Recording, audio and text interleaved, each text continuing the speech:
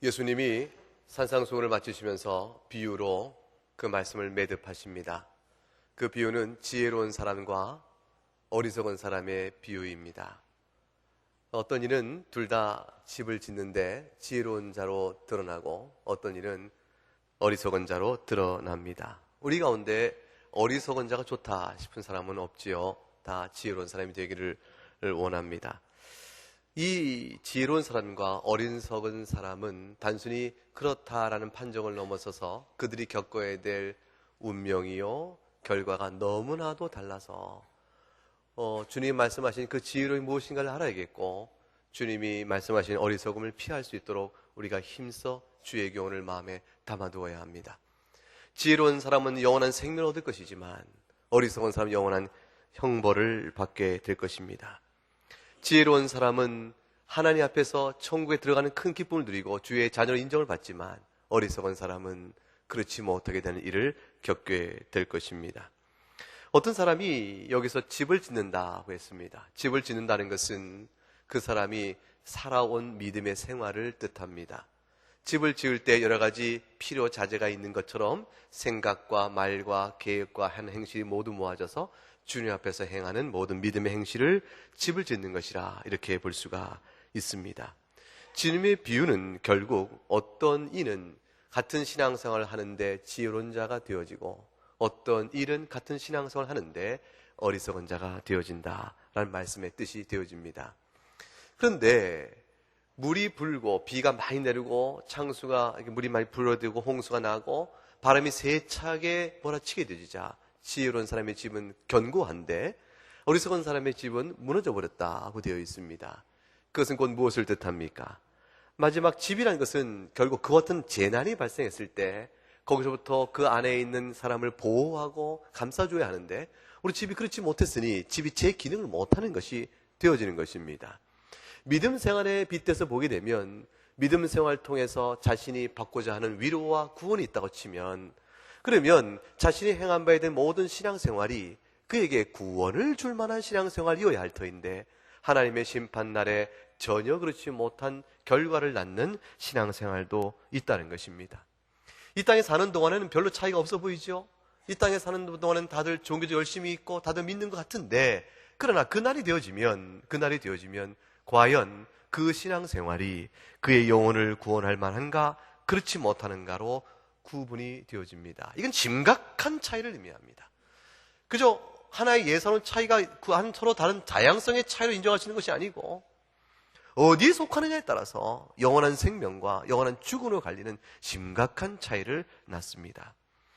그 지혜로운 자와 어리석은 자가 집을 지음에 있어서 차이점은 도대체 무엇일까? 주님은 다른 차이점은 말씀하지 않으십니다.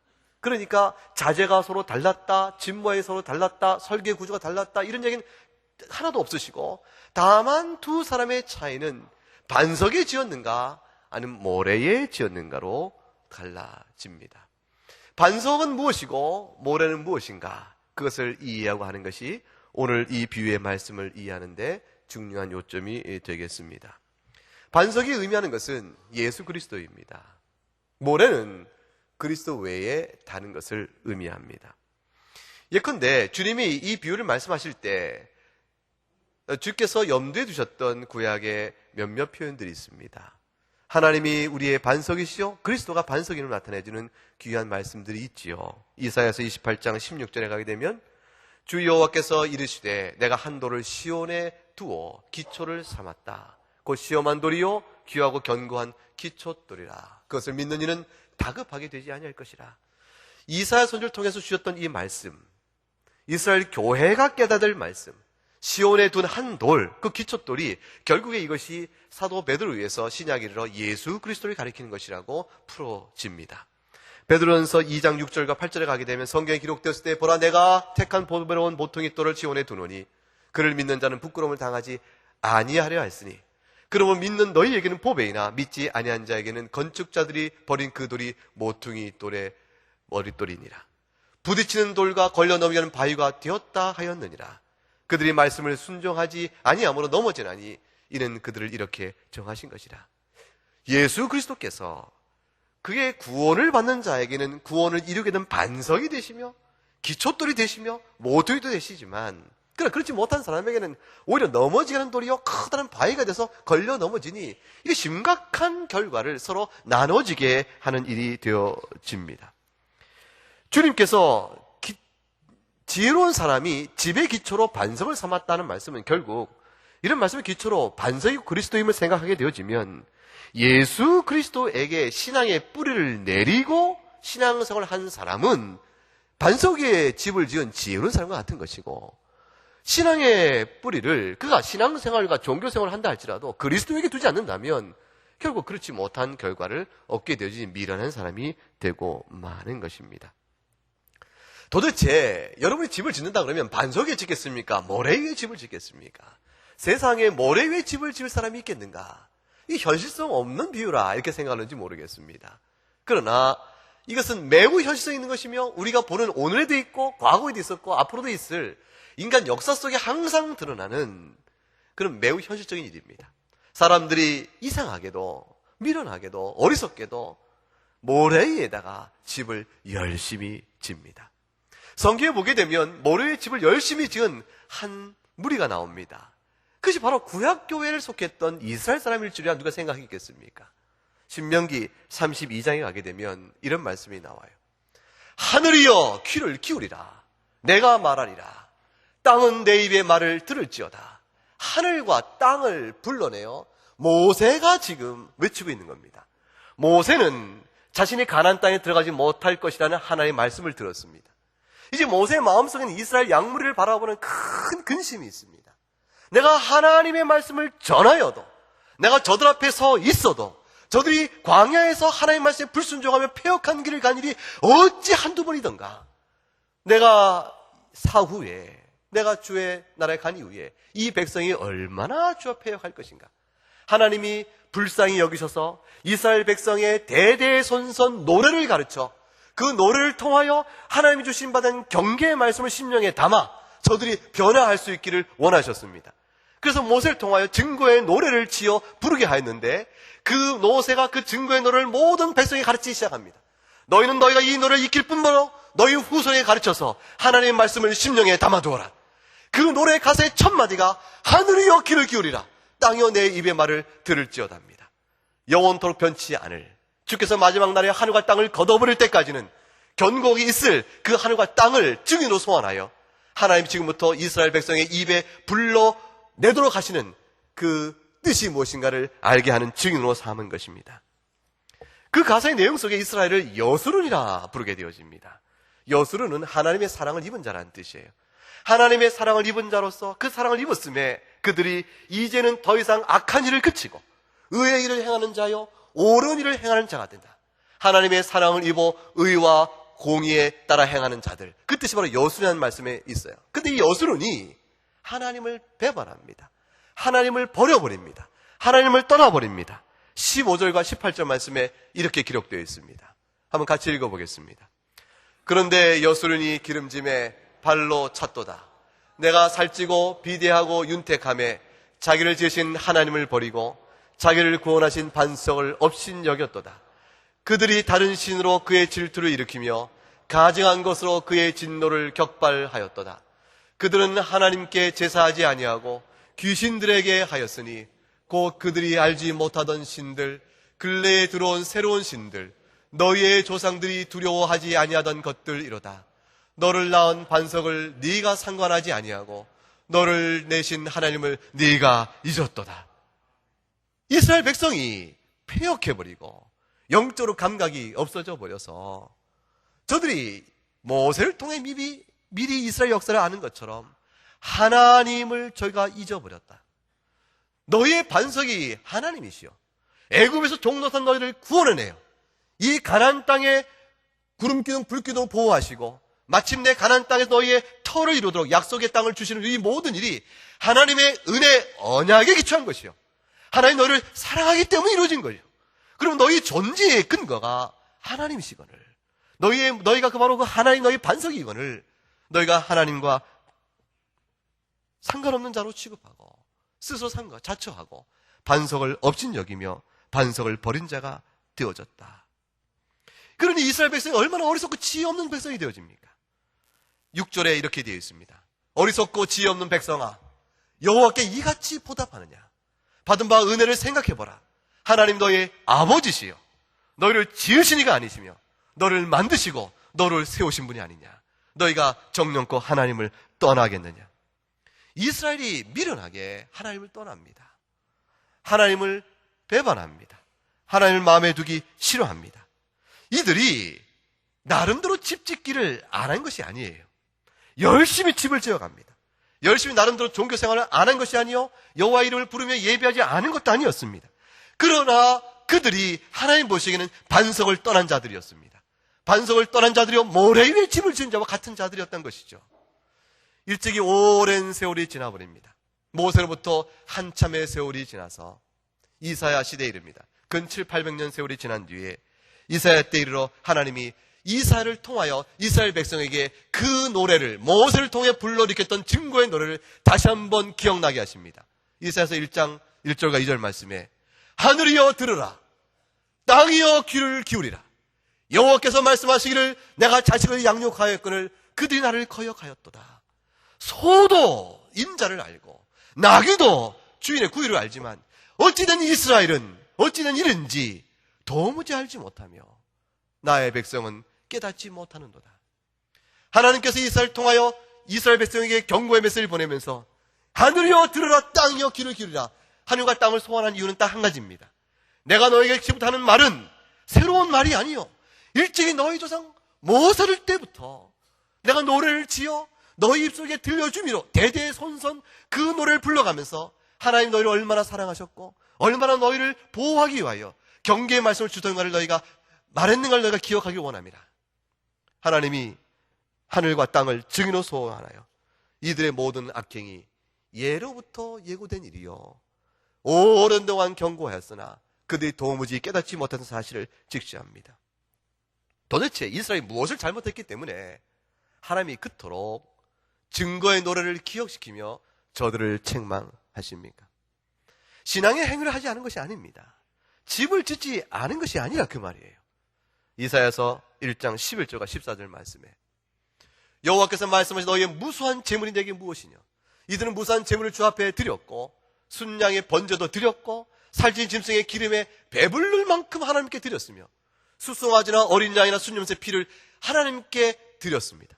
하나님은 이를 기뻐하지 않는다고 말씀하세요. 저희가 주일에 주 앞에 나와 예배하지 않은 것이 아니었습니다. 그러나 주님 보실 때는 마당만 밟을 뿐이라. 저들이 재물을 내가 기뻐 받겠는가? 헛된 재물이요. 저들이 분양을 내가 받겠는가? 가정한 것이요. 저들이 성일이요 안식이요 월삭이라 정한 절기 때마다 내 앞에 나와 예배하지만 그 모든 것을 함께 하면서 동시에 악을 행하니 저들 마음에 내가 있는가? 내 마음이 또한 너희의 월삭과 정한 절기를 싫어한 바 되었다. 너희가 나 앞에 나오면 나올수록 너희가 나 앞에 드리는 모든 예배와 모든 것이 내게는 도리어 무거운 짐이 되어지니 내가 너희를 싫어하노라. 이스라엘이 집을 짓지 않은 것이 아닙니다. 열심히 집을 지었습니다. 그러나 하나님께서 이들의 집지음을, 이들의 신앙 활동을 싫어하셨고 견디지 못하셨고 곤비한 무거운 짐이라 말씀하셨습니다. 하나님 보실 때 이스라엘은 그 모든 신앙생활에도 불구하고 이방과 다를 바가 없었던 것입니다. 1장 10절에 너희 소돔의 관원들아 여호와의 말씀을 들을지어다. 너희 고모라의 백성들아 하나님의 법에 귀를 기울일지어다. 여러분, 소돔과 고모라가 무엇입니까? 역사 속에 하나님께서 소돔과 고모라를 분노의 징계로 그들을 멸하십니다. 하나님께서 소돔에 유황불을 내려서 그걸 태워서 한순간에 그 도시를 멸하실 때 그것은 오고 오는 모든 세대 속에서 하나님의 마지막 심판 때에 바벨론 같은 이 세상이 근데 어떻게 멸망케 될 것인가를 생생히 보여준 예표요. 하나님이 그 모양으로 그 소돔을 사용하시고 고모라를 사용하신 것이죠. 이방인이요 멸망받을 백성의 대표성을 가진 자로 그들을 두셨는데 주님이 지금 이사를 통하여 이스라엘 백성을 가리켜서 너희가 소돔의 관원이요 고모라의 백성이라 하시니 도무지 이스라엘 백성이 하나님과 사귐이 있는 것이요 하나님이 그들을 아는 바가 된 것인가? 이스라엘 백성이 하나님 앞에 나와서 예배를 드리지 않고 제물을 드리지 않고 제사를 드리지 않으며 안식일을 잊어버린 자들이 되었던가? 그렇지 않은 것은 우리가 사실로 알 터인데 어째 주께서 이렇게 말씀하실꼬? 근본적인 이유가 도대체 무엇일까? 이사야서 29장 13절에 그 이유가 나옵니다. 같이 읽어보십시다. 주께서 이르시되 이 백성이 입으로는 나를 가까이하며 입술로는 나를 공경하나 그들의 마음은 내게서 멀리 떠났나니 그들이 나를 경외함은 사람의 계명으로 가르침을 받았을 뿐이라. 어리석은 것입니다. 이스라엘이 참으로 어리석었던 것입니다. 하나님께 나와 예배한다는 것은 형식을 따른다고 해서 되는 것이 아니요, 하나님 형식주의나 기계주의나 기계적인 활동으로 습관을 쫓아서 어떤 정해진 의식 절차를 그냥 행하면 그럼 예배를 드리는 것인가? 그것이 믿음 생활한 것인가? 그게 참다운 하나님 기뻐하신 종교 생활인가? 그렇지 않음을 그들이 알지를 못했던 것입니다. 저들이 입술로는 하나님을 가까이 하지만 마음으로는 하나님을 떠난 자들이었습니다. 입술로는 하나님을 존경하지만 마음으로는 하나님을 멀리 떠난 자들이라. 그래서 그들이 사람의 계명으로 그 마음에 새기고 있고 소견대로 믿을 뿐 주의 교훈대로는 신앙생활을 하지 않았다. 그것이 이곳에 담겨진 뜻입니다. 여러분, 어떻게 누가 신앙생활을 하는데 입술로는 하나님을 경외하지만 마음에서는 하나님을 멀리하고 있다는 사실을 우리가 어떻게 알 수 있을까요? 어떻게 구별할 수 있겠습니까? 하나님께서 이스라엘에게 이와 같은 책망의 말씀을 주실 때 그 분별의 한 표지를 말씀해 주셨어요. 그것이 29장 11절과 12절, 방금 읽었던 말씀 그 위에 나오는 부분입니다. 그러므로 모든 계시가 너에게는 봉안책의 말처럼 되었으니 그것을 글 아는 자에게 주며 이르기를 그대에게 청하노니 이를 읽으라 하면 그가 대답하기를 그것이 봉해졌으니 나는 못 읽겠노라 할 것이요. 또 그 책을 글 모르는 자에게 주며 이르기를 그대에게 청하노니 이를 읽으라 하면 그가 대답하기를 나는 글을 모른다 할 것이니라. 온 이스라엘이 하나님의 말씀을 듣기를 싫어하게 되었습니다. 이스라엘 가운데 유식하여 저자는 주의 말씀을 읽을 만한 자요, 그 말씀을 읽고 깨달아서 이스라엘 가운데 그 말씀을 가르칠 만한 자가 아니겠는가 생각하여 그 말씀을 읽으라 권하면 온갖 핑계를 다 대는 것입니다. 주의 말씀이 보호하여 있어서 내가 어찌 읽을 것인가? 그 마음에 하나님의 말씀을 두기를 싫어하며 유식한 자가 그를 읽지 아니하고 불어 전하지 아니하니 그를 모르는 자도 읽지 못하는 것이요.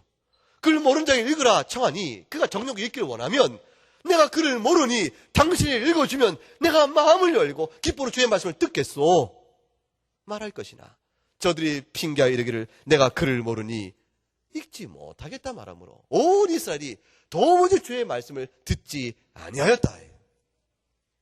하나님의 말씀을 사랑하며 그 말씀을 심령에 새기며 그 교훈 앞에 싫으나 좋으나 그 말씀이 쓰나 다나 그 말씀이 나에게 죄를 자꾸 상기시키므로 내 심령을 힘들게 하나 아니면 내가 주 앞에 순종한 것을 칭찬하는 말씀으로 내 심령에 기쁨을 주나 그 어떤 상황이든지 그 말씀을 가까이 하면 살 것인데 모든 하나님의 말씀을 멀리하고 자기의 생각과 소견대로 주 앞에 나가는 열심을 내세울 뿐이니 결국에는 그 모든 신앙의 열심이 그 집을 지어감이 결국 모래 위에 쓰는 것이요 반석에 쓰는 것이겠는가?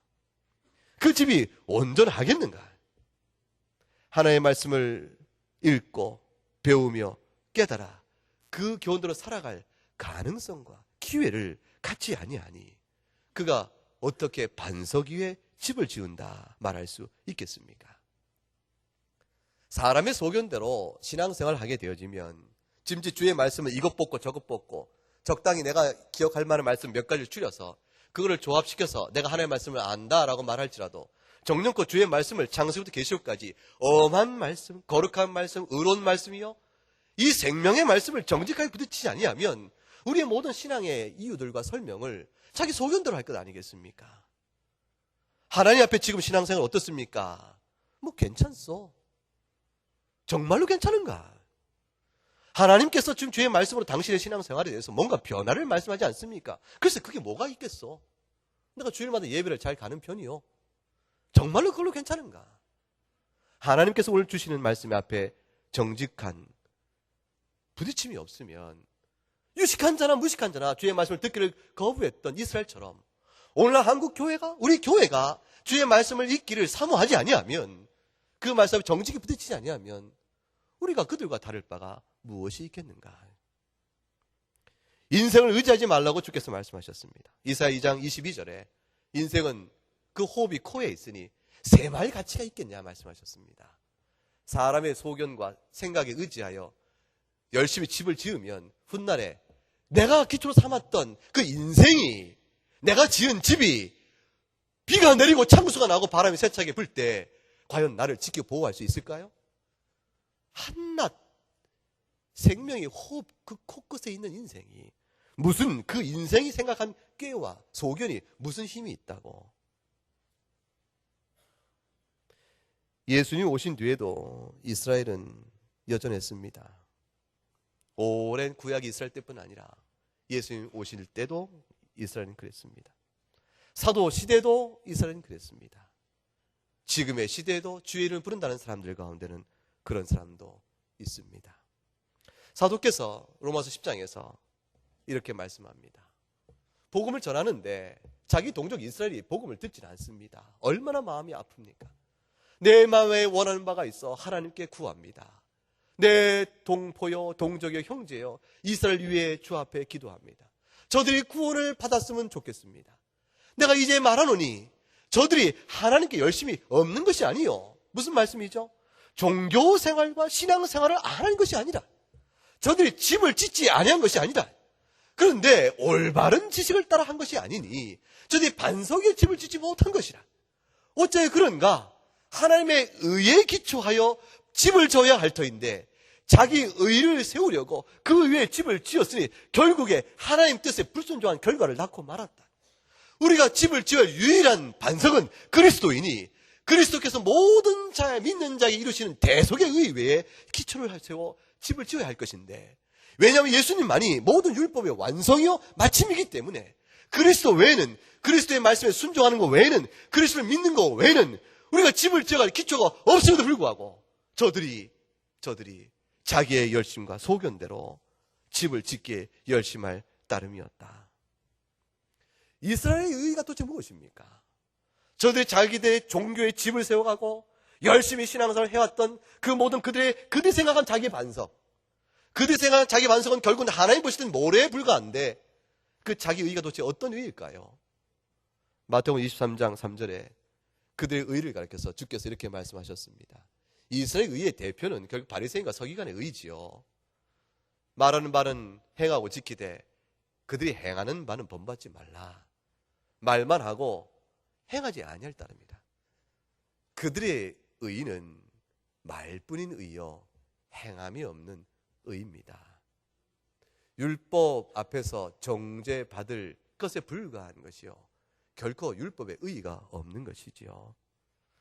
그 의를 가리켜서 27절에 내려가면 주님이 이렇게 얘기하셨습니다. 회칠한 무덤이라. 겉은 아름답게 보여도 속은 죽은 사람의 뼈와 모든 더러운 것이 가득한 것에 불과하다. 그것에 기초해서 그것이 사람의 의요, 사람의 소견이요, 사람의 생각인데 그것에 기초해서 자기 열심으로 집을 지어가겠는가? 그래서 종교생활을 했다고 말하겠는가? 그래서 신앙생활을 했다고 말하겠는가? 그가 비가 내리고 창수가 나고 바람이 세차게 불면 과연 죽은 사람의 뼈와 모든 더러운 것에 가득 찬 사람의 소견대로 열심히 한 그 신앙생활이 그를 하나님의 심판 앞에서 의롭다 할 만한 구원의 기회를 줄 수 있으며 능력을 베풀겠는가? 아니라. 주 예수께서 말씀하십니다. 산상수훈은 천국 영생의 길을 열어준 길입니다. 5장부터 읽어온 7장까지의 그 모든 말씀은 하나같이가 예수 그리스도의 십자가 외에는 구원이 없으며 대리 속죄의 은총 없으면 우리에게 생명이 없고 예수 그리스도의 대리 속죄의 은총을 실로 감격으로 받고 회개의 눈물을 아는 사람이요 그러므로 용서의 은혜에 대해 감격하여 이젠 주의 교훈 앞에 정직히 심령을 부딪히고 성령의 능력과 도우심에 힘입어 주의 교훈대로 살기를 힘써 원하는 사람, 그러므로 하나님을 영어롭게 하는 사람, 그런 사람이 바로 반석 위에 집을 짓는 사람이니 그런 사람의 신앙이 바로 애통하며 심령이 가난하며 의에 줄이고 목말른 자라. 이 자에게 영원한 천국의 길이 있다. 그것을 말씀해 주신 것이에요. 주님이 말씀합니다. 너희가 신앙생활을 하며 주의 이름을 부르는데 반석 위에 있느냐? 모래 위에 있느냐? 예수 이외에 그 어떤 것도 모래입니다. 그 모래 중에는 헛되이 부르는 주여 주여 이름에 입술에 고백이 있고 그 모래 가운데는 선지자 노릇이여 귀신을 내쫓으며 권능을 행한 사역도 있고 그 모래는 예수 그리스도 외에 다른 무엇을 쫓던 그 어떤 것도 자기 위로도 그곳에 있습니다. 사랑하는 여러분, 예수님의 대속의 은총을 아는 사람은 심령에 늘 감사가 있습니다. 그리고 눈물의 고백도 있습니다. 그리고 평생 사는 동안 삶의 이유가 예수께 있다는 사실을 조금도 부인하지 못하고 날마다 찬양과 감사로 심령 속에 우러남을 갖습니다. 우리가 온전하지 않아서 연약해서 죄를 범하기도 하고 실족할 수도 있습니다. 그러나 하나님께 참 죄송해서 예수님께 받은 은혜에 너무 감사한데 어찌 이 생활을 내가 더 이상 할고 반드시 끊어내며 돌아서는 하나님의 결단도 있습니다. 언제까지 예수 믿고 그 은혜를 안다고 하는 사람이 죄 중에 있겠습니까? 죄에 빠질 수 있겠지만 언제까지 그 안에 있겠습니까? 돌이키지 않겠습니까? 반석 위에 서 있는 사람은 그와 같습니다. 여러분, 예수의 십자가의 노래를 부르고 찬송을 부를 때 우리 심령에 기쁨이 있습니다. 그리고 감상이 있고 느낌이 있어요. 그러나 그 감상과 기분과 느낌에 속아서 그것만으로 순종해야 될 보고 많은 자의 내면적 인격의 변화의 요구와 성령의 능력을 소홀히 하거나 외면하거나 모르는 자가 되면 안 됩니다. 믿음은 우리를 의롭게 하는 그리스도의 구원의 은총을 우리에게 베풀어주는 유일한 수단이지만 그 믿음은 참으로 우리에게 성령의 인도함에 따라 살아가는 열매 맺는 믿음이기도 하기 때문입니다. 오늘 주께서 이 마지막에 천국 영생의 길과 관련하여 우리에게 말씀합니다. 정녕 예수 그리스도만이 여러분의 모든 신앙생활의 이유이며 근거이며 목적이며 반석인가 묻습니다. 여러분의 믿음의 진실성을 주님께서 보기를 원하십니다. 그리스도를, 예수님만을 전심으로 사랑하시기를 바랍니다.